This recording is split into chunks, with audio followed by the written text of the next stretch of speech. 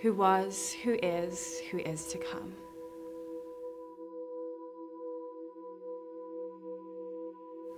Some of the Pharisees in the crowd said to Jesus, "Teacher, rebuke your disciples."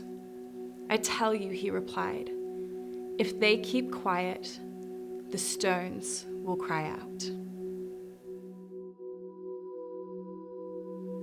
Here in this passage of scripture, we see Jesus having this brief encounter with the Pharisees. Now, the Pharisees were the politically elite. They ruled with religious authority that they had built up with their wealth and their influence. And they have this encounter with Jesus saying, "Teacher, rebuke your disciples." The rebuke that they wanted Jesus to give his disciples was based upon fear. It was based upon fear of the Roman Empire and the possible political influence that they had being disrupted. It was a fear that the way of the Pharisees would be disrupted and their way of living would have consequence from the Roman Empire. And they use this language. They call him teacher. And we know from scripture that the Pharisees would have had many other names that they would have called Jesus. Here in this moment, they are already deciding and plotting to kill him, and they call him teacher as a way to manipulate and move his hand for their political gain. It's the silencing of praise for political gain. Jesus, in response, uses a phrase that we are all too familiar with, that if they stop praising, the stones themselves will cry out. Just in this statement, Jesus reveals two things to us.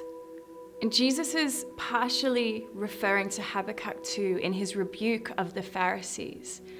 Habakkuk 2:11, it says this, "Woe to him who builds his house by unjust gain, setting his nest on high to escape the clutches of ruin. You have plotted the ruin of many peoples, shaming your own house and forfeiting your life. The stones of the wall will cry out."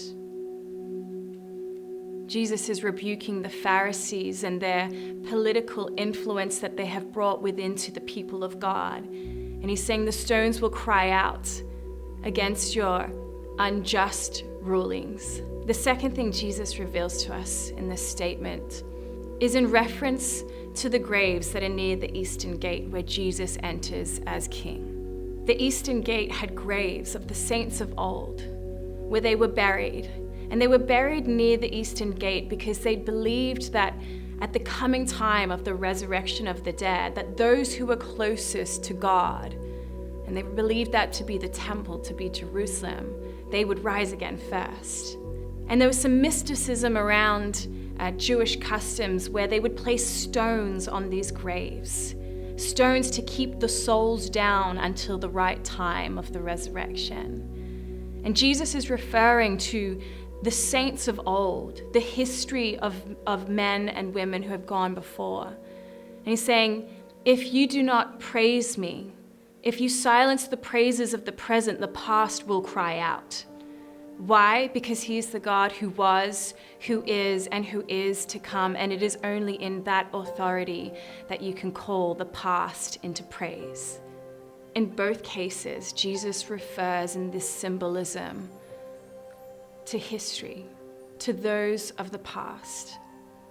And he commands the past, he commands time to bring him praise. Those who represent the passage of time would cry out and bring him praise. For only he who dwells outside of time can command the past, the present, and the future to bring him praise. Our response is this, that as the past brings him praise, we here today must respond in praise, and his praise will be echoed into eternity, for he is the King who was, who is, and who is to come.